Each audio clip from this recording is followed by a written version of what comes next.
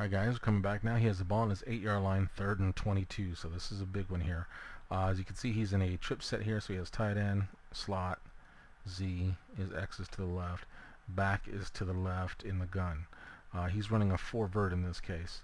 So basically, in this situation, fade, seam, post, maybe like a skinny post, backside go route, and then he's going to sneak and run a square in here, or a shallow, coverage wise. Alright, as you can see here, to me that looks like a, probably a dollar set or a quarter. No, not a dollar set, but looks like a quarter or a nickel. Either way, he's got cover 4, so quarters D. Everybody's got a quarter of the field here. Underneath, that's where he has openings. Problem is, even though he has the openings underneath here, and I do believe this guy will drop it eventually here, Mav needs 22 yards. So depending on who you are and what you like to do, obviously this is a situation, he's up 14-0.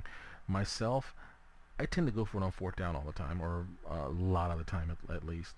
3rd and 22, you know, if it went to 4th and 22, I probably would not, especially backed up this far. But what I would be looking to do here is to get about half of it back.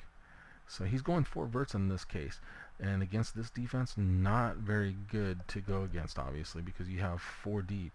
There's really no seams. All these seams are extraordinarily tight now.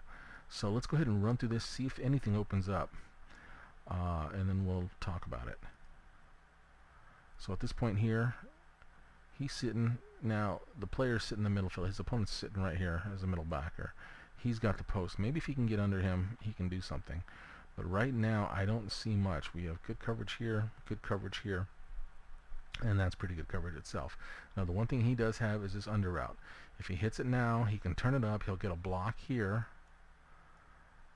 Alright, and depending on what these guys can do, actually that's his receiver, so he'll probably get a block right here.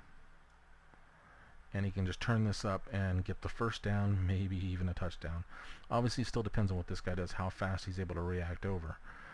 But essentially, that probably would be what I'm looking for, is to actually set up a pick play, or it's a downfield trap pass. So, seeing what I'm seeing here, that would be the best bet. Because at this point, the deep routes aren't going to get there. And you see Mav starting to drift a little bit. He's thinking he's probably going to have to run. He just runs into the defender and takes a sack. So now obviously this is all stuff, again, like I say, that's something I might do, but even then I might not see it, you know, especially when you're playing live. As you're playing live, you don't see everything. That's just how it works. You know, I'll play with some friends of mine, and I got another buddy of mine who was a coach himself, and we'll sit there and I'll watch him playing another friend or something like that, and or even his wife, and he'll miss things that I see while I'm watching him.